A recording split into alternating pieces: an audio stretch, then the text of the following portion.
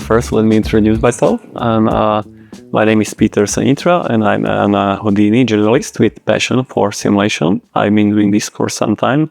I have roughly 20 years of professional experience in the industry, and over the past 5 years, I spent most of my time working as an FX artist at NVIDIA, where we work within the USD-based pipeline and Houdini together with Solaris are my main tools. So what's this presentation about? Of course, it's about this project created specifically to test and showcase improvements in MPM solver in Houdini 21. And we will highlight some of the key features and the recent changes, talk about simulation setups and the neural point surface that was used for meshing and for volumes. And of course, this was rendered in USD in Solaris with Karma XPU and exported USD. So I'm going to talk about that a little bit. And if we have some time left, then we can do some Q&A. All right. So first, let's check the animation. Just look that.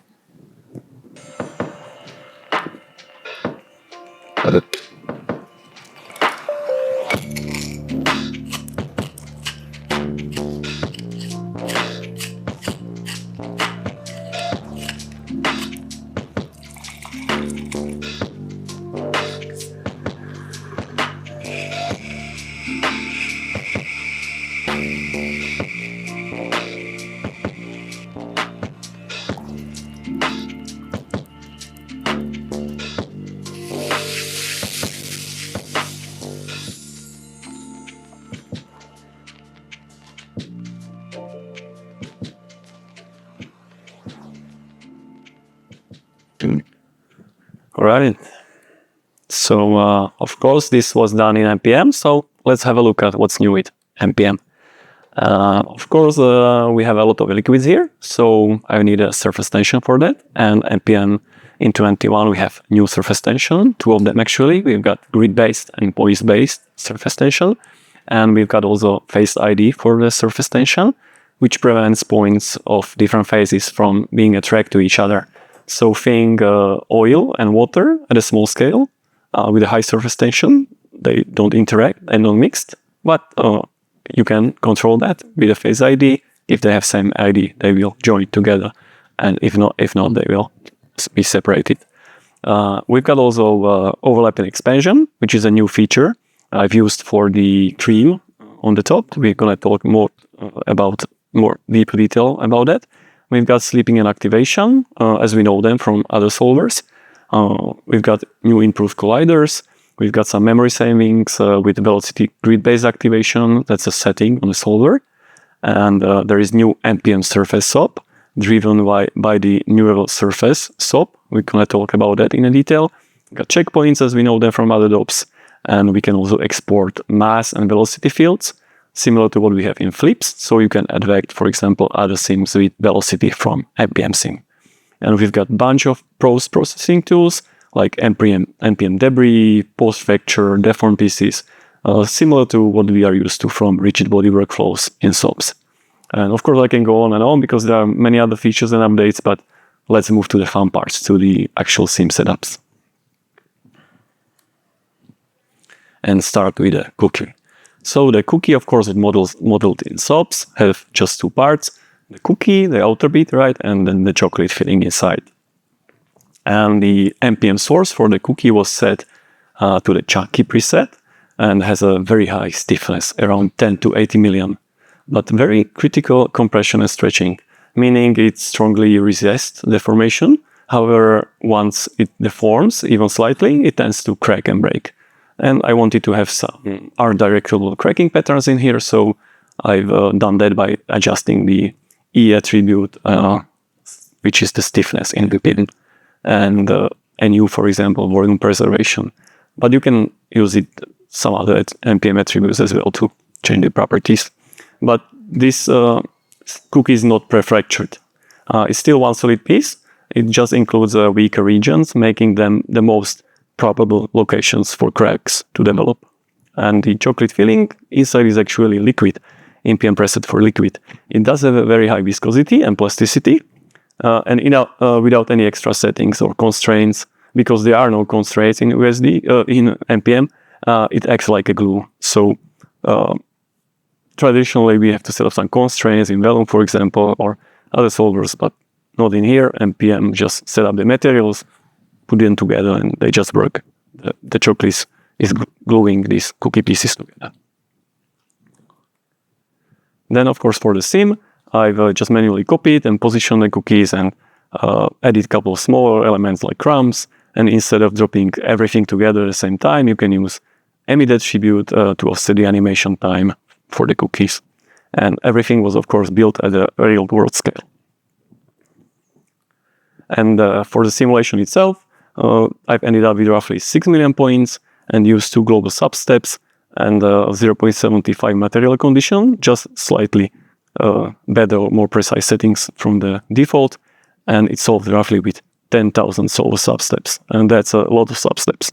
The sim speed wasn't great. It was around 10 minutes per frame on 490. So why such a long sim time? Because the very high stiffness, right? The MPM, in MPM, the higher the stiffness is, the slower the simulation actually is. And because we have to satisfy this material condition and the propagation of the energy through the material. And these cookie sims, the crushing and dropping, were actually the slowest ones to sim. The sims with liquid, and the other ones were actually faster to sim because of the stiffness. So here we can have a look at the sheet with the simulation, and the most interesting part here is the JP attribute, which is on the left bottom. We can see the JP attribute, which is showing the deformation on the cookie.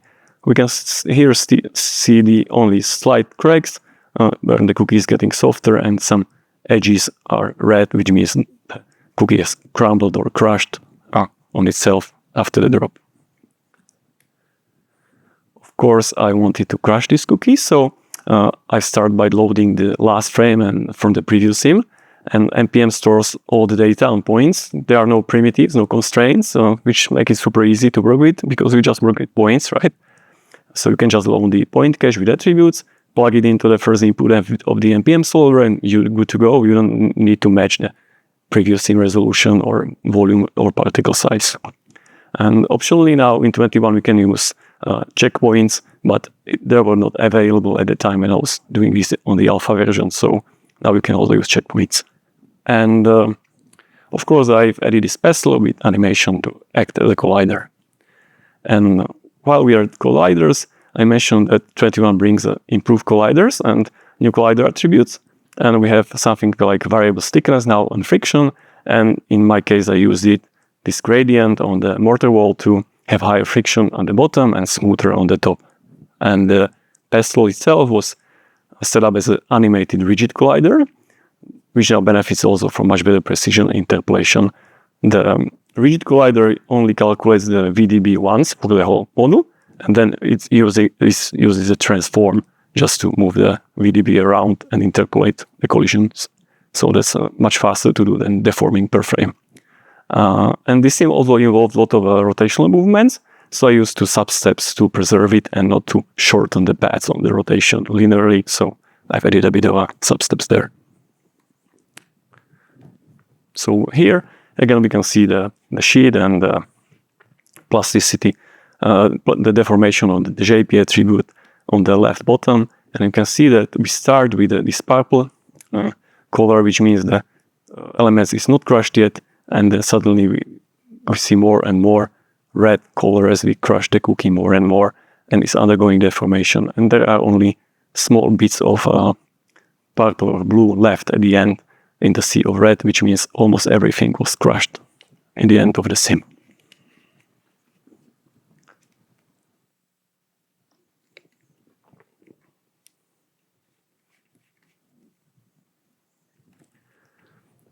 Right, so then I also decided to pour some milk onto those cookies, and so I just selected 2 of those crushed cookies because I had some ID for them. So I selected 2 of them, including their attributes just positioned above the glass, and I used this MPM source spherical to emit the milk into that container, which acts as a collider. And I set up the milk to density 1000, And I've set it to very high incompressibility to prevent loss of volumes. That's the setting on the MPM material. You can play with the incompressibility settings. And the cookie, of course, has a density approximately 400 and the filling roughly 600, so they were much lighter. So once this is solved, actually the cookies will naturally float above the milk. So this setup is much easier done with MPM compared to the other solvers like Flip with rigid bodies. And basically you're getting two-way interaction for free. You don't have to do anything special. You get something that's usually hard to do, combining multiple solvers, and Houdini here you get for free, just setting up the materials and putting them together in the same sim. And the sim was done with roughly 1 million points at this time. So here we can see on the very right bottom review, I deleted the milk particles. You can see how the cookie suddenly starts to look a bit more softer. It's separated, and you can see some of the pieces of the chocolate filling already floating there nicely inside the milk. And on the left side, the red is just a mask for glass interaction. I'm going to talk about that later. So of course, when you pour milk on the cookies, what happens, right? The cookies will of course get wet and they will soak some milk inside them. So I needed to find a way how to integrate this. So MPM solver of course has a dive target, which allows for both the usual pop wrangles and gas opposite wrangles. And the way I did this was that cookies, the cookie particles check for their neighbor. And if there are some milk points near the cookies, I'm incrementing this attribute wet inside the solver. And based on this wet attribute, then I blend between the source MPM attribute and the target MPM attributes. So the cookie can be softer if we reduce the stiffness, right? The more wet you are, the closer you are to a milk, soaking in milk, it becomes softer, you're reducing stiffness. So you change the E attribute. And also you are heavier because you have milk inside, right? So you increase the density. And the wet cookie is easier to break, and we can do that by changing the critical compression and critical stretch attributes. And of course, we do this in the solver, so we get this being applied every frame. So we have a look here at the wet attribute. One of those bottom videos, you have a look at those. You can see the red appearing, just the wet attribute is really high there. So you can see how the cookies are kind of soaking in the milk, how they're becoming more wet, and then they are heavier and easier to break, and so on. So super simple. So check your neighbors. Your milk, yeah, let's get wet. Okay, that's super simple. All right, so what happens to the milk? Of course, we get chocolate milk, right? So approach is the same as with the cookies. It's done inside the solver using lookups for the neighbors and then modifying the attributes. But this time I use a different attribute called choco, which represents how much cookie or filling has dissolved into the milk. And of course, the filling has more chocolate, so it contributes more than the cookies. And this choco value I also visualized through the color here, for example.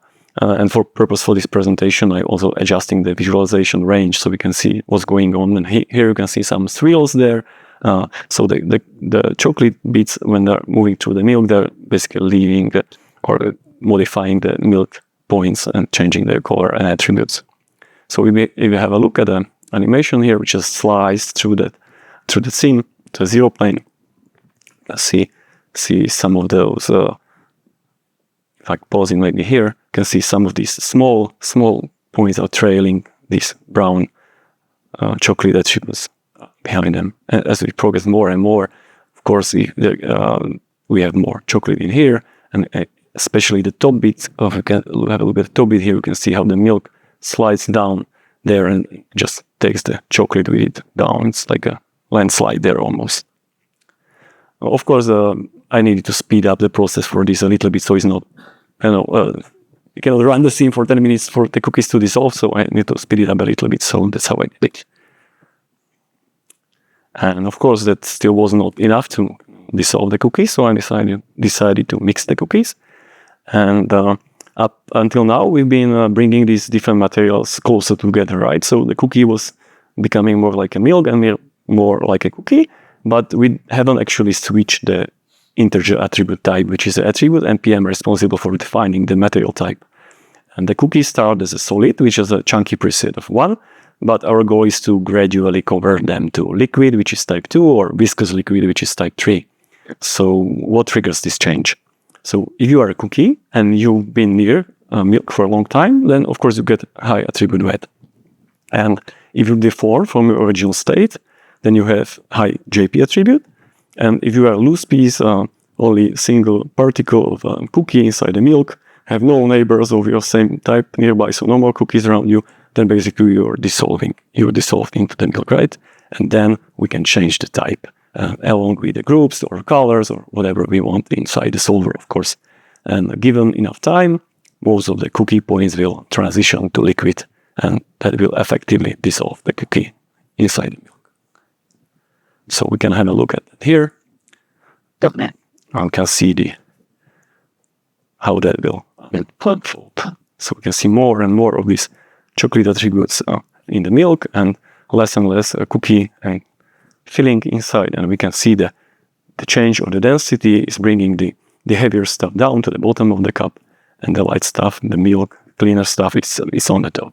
And there on the slice, we can see some crazy swirls and vortices there going on with the mixer. The mixer was actually spinning the real speed, and the colliders and everything is impressive with the MPM, what you can do.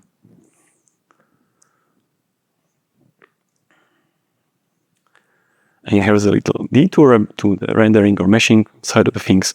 So now when we have this gradient of density, heavier stuff on the bottom, lighter on the top, we can kind of select, for example, the light particles that have density, let's say 300, and we can turn them into bubbles and subtract them through SDFs from the main volume or mesh, and then we can kind of render that as a light, foamy element. Okay. And of course, for another layer, I wanted something even lighter and foamy. So I mixed coffee with the sugar and water and set this up as an MPM source for viscous liquid. And I've poured it from the glass, similar to the milk setup we had. And the foam, of course, had a varying density, 300 to 500 roughly. And since the chocolate particles from previous simulations are heavier, they are around 1000 density with the milk, right? So the foam, of course, will float on the top of the milk. This layering is easy to spot if we visualize the density attribute. So here's a slide of the density attribute. So we can see the heavy stuff, the red stuff is sedimented already on the bottom, on the cookies and chocolate. And in the middle, we have a bit of a mixed region when still they're exchanging going on, or some chocolate particles are floating inside the milk. And on the top, here comes the light stuff floating on the top of it. And if we check how that translates to render, we can see those chocolate bits floating there in the milk, top foam coming on the top, and maybe on the left side here you can see a nice area when this milk is recessing down, sliding on the glass of the the foam is coming up. I think all the solver stuff interaction is still going on in there in a single sim. Right. So last bit was, of course, the cream, and I wanted to give a try to a whipped cream compressed inside a can. And the cream, of course, in this case is emitted from a nozzle, and there's a plastic tip, of course, and that is acting as a collider. So this is like a real world scenario setup. You have just a sphere inside the nozzle and the collider around. That's it. Like no other magic. So this emits at a high speed, and of course it expands in volume. And this was not possible in previous version of MPM solver, so this new feature was added called overlapping expansion, which allows two particles to be emitted directly onto existing ones, and this is done by pushing them apart using positive pressure. This feature requires a quite high load of DOP substeps, actually 16 in my case, but it runs efficiently thanks to the lower substeps of the solver, which are governed by the CFL and material conditions. So you get regular symptoms on that. And of course, the material has some plasticity. So if you combine this plasticity of the material with high substeps, you can create these beautiful folding patterns. And with a slow-moving tip at the beginning there, on the bottom of the right side, we get these dense packed folds because we are injecting a lot of cream, and the tip is moving slowly, so they have to fold to fit in, so they're folding. And if the collider is moving faster there on the top, we get this stretch wave-like patterns. And MPM absolutely excels here because it's preserving these thin folds and overhangs without any sagging or loss of volumes. And if you've done something similar, for example, with grains or vellum, the higher the stag of your particle is, the more problems you have to keep it stable. And, not sagging, the MPM, absolutely zero issues with that. And here I ended with roughly 50 million particles.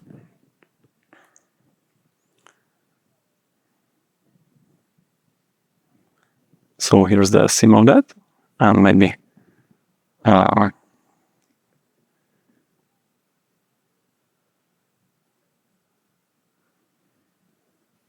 we pause here, maybe, or not. Okay, let's just move on.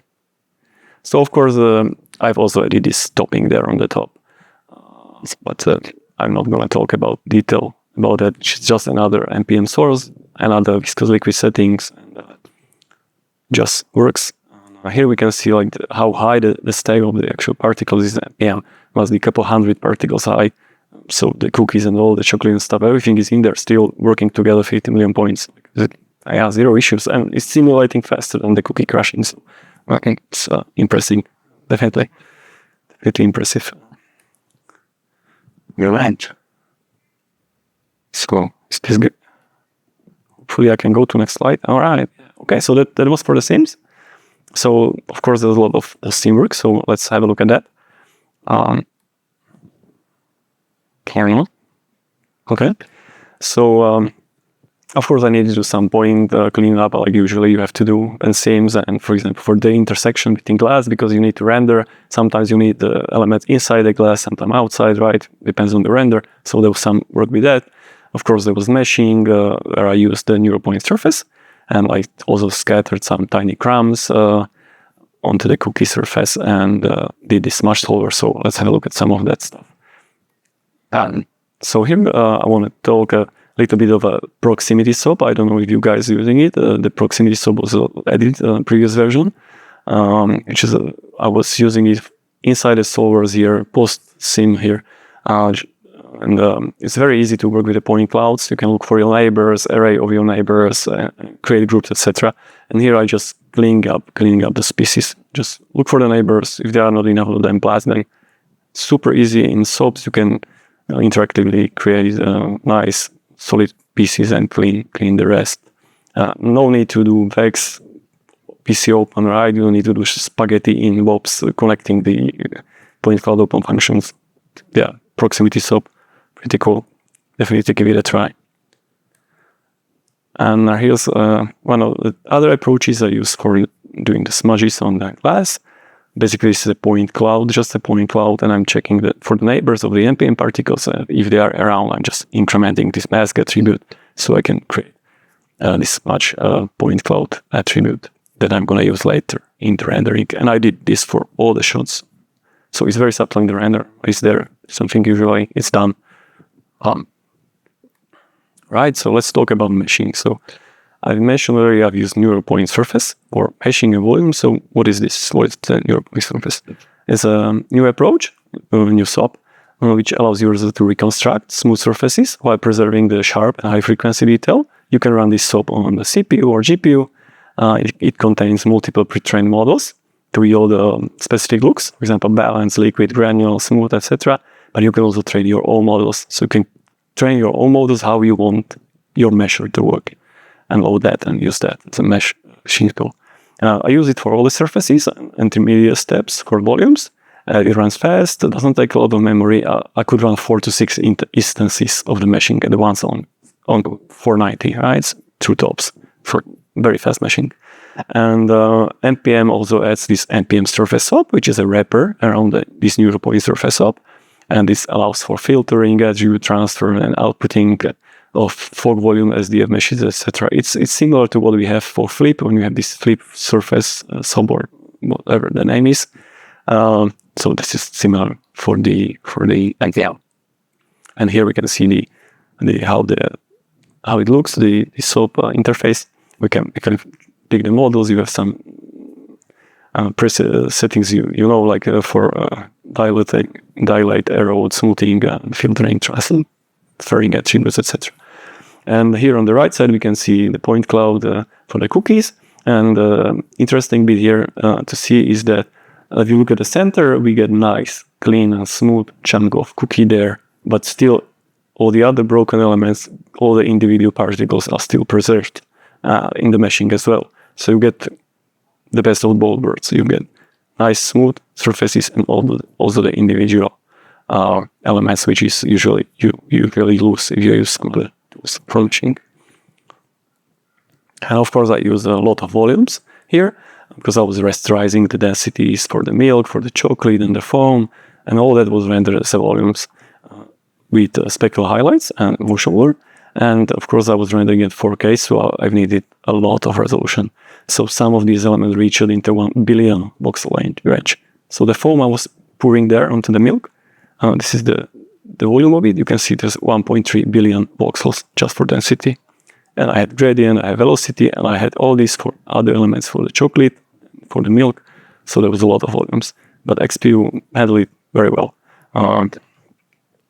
So when we're talking about rendering, let's have a look at the Solaris and USD side of things. So for the organization, I've kept the object level and simulation work separate from the USD workflow. That's how I work. And each node has its own subnet, as you can see in the green, and then the corresponding labnet, the yellow. And there are no live connections between object level and sub level, and everything is first cached to USD files on disk, and then I'm referencing it during the assembly into the LOP context.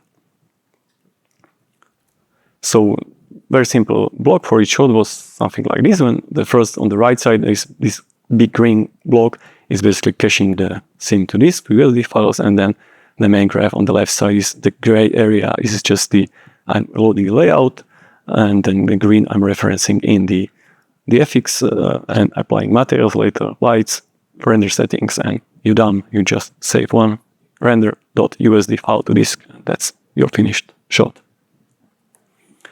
So as mentioned, I've exported the simulation, of course, to USD as well, and I've exported them to USD clips, meaning one USD file per frame, and the geometry sequence loop is the right tool for this. And it's especially useful if you are handling heavy data like deforming meshes, particles, and similar assets. So on the right side, there is an example for the cookie, which you are saving the mesh in a clip file per frame, and you have some manifest file, topology file, and saving the main cookie USD, and then you reference back to the scene for rendering. The volumes, of course, are brought in too, using volume loop, which only stores the field name and reference the exiting file, VDB file on disk. So, and there's no duplication of data like it is for geometry. For VDBs, you just reference existing stuff. And of course, there were some instances here and there for like smaller crumbs and so on, but I'm not going to talk about that in detail. But I'm going to talk about detail about shading and rendering because that was an important part of this project. So, of course, I rendered an XPU. So, what's new in XPU? Of course, we've got this Whitewater shader, which I use for all these elements you can see here, foam, milk, chocolate. It has an anisotropy and specular component, and it's using the gradient field, similar like what we are used to when you render oceans in Mantra, Whitewater, you have a gradient field in the Whitewater shader, right? So, similar to this. That's how XPU works too. You can see here on the foam on the top, very dense material-wise. You can see the specular highlights there in top. So this all volumes with specular, no meshes at all. Of course, there was a volumetric blur on everything, and that was improved in 21 as well. We've got now the control over the lattice, which is stepping. So like you have the stepping for volumes or stepping for shadows in Karma, you have also stepping for motion blur. So you can speed up a little bit if you want. And also there is a completely new mode for motion blur volumes, and it's lookup offset mode. You can find it on the render settings in loops. And also Karma can now render, and XPU2 can now render SDF surfaces directly. So no need to conversion to mesh, you can render SDF directly. And you can also do point cloud lookups in a shader. That's how I render the smudges and the remaining bits on the glass. So the animation I was showing before with the mask, you can just look at that point and plug that directly into the glossiness, for example, of the glass And so that's how we make the glass dirty or glossy. So you don't need to bake the textures to meshes directly point clouds from SOPs. And of course, there's more. And some of the stuff I used. So we've got subsurface scattering trace sets now. So a lot of people ask about that, which give you more control over which geometry contributes to the effects. So I had, for example, a cookie and filling, and both have subsurface on the shader, and you want them to act together as a one element, so you can put them in the same trace sets. Karma XPU now supports also string prebar, so there was a feature people ask about a lot. So we can now load your texture based on the prebar, and you can blend up to 16 shader, which is a major upgrade from previous 2 shaders. And one of the favorite, if not the favorite update for me for 21 is the CryptoMat output at specific ray path. So what's that? That makes it easy to render CryptoMat for volumes, for example, or object behind the glass, because you can specify the ray path at which you're rendering the CryptoMat. So here on the right side, you can see my crypto object UP, which all these are volumes. So there is foam volume, milk volume, chocolate volume inside the volume behind the glass, and there are elements refracting, they're reflecting, they're everything in just single pass, one CryptoMat element. So in UB, you can just select the mask and correct right away. You don't have to split the passes anymore, just single crypto. It's amazing. And we also have this new diffuse albedo and LP-based albedo passes as well, also at a specific ray path. So similar to this, you can also render albedo, which is very helpful for rendering. And now to the actual rendering. I've rendered everything through Deadline using Husk and USD files on disk. So there was no launching of Houdini anymore, it's just Husk and USD files. And rendering-wise, these scenes, as we see, are fairly simple in structure, but very complex in paths to trace. Because they include high-resolution volumes, right? Motion blur volumes. They are behind the glass. I have plenty of caustic rays. And I use 20 bounces for volumes, reflections, refractions. And the scene, of course, has a quite high dynamic range. And I've clamped primary at 50 and secondary at 25. And there was, of course, tab-no field rendered directly, which I enhanced with a Karma lens shader and a little bit of a distortion and isotropy to the bokeh. And then I rendered everything with 2048 samples at 0.01. So there was a lot of stuff going on in there, Crunch 2. So this rendered roughly from 5 minutes to 20 minutes per frame on 2490s. And this shot we're looking here, the cookie crushing shot, was actually the slowest to render. And the final shot with the cream was actually the fastest one to render. So that should be, I think, clear from this image, because everything is full screen glass. We're looking through that, through the smudge solver, through the smudges that are being rendered from the point cloud, right? And the cookies have displacement. They have instancers scattered on the top of it. They have subsurface, same for the chocolate. Subsurface, displacement through the glass, depth of field, everything. So a lot of rays to trace. So you end up with 20 minutes per frame. There. All right. So I think we simulated everything, rendered everything. So I think that brings us to the end of this breakdown. And I hope this gave you a useful look into the new capabilities of Houdini 21, especially around MPM and XPU. And hopefully you find something useful, inspiring, or at least mildly entertaining. And of course, a big thank you to the SideFX team for all their hard work behind Houdini 21 and building these amazing tools for us. So thank you.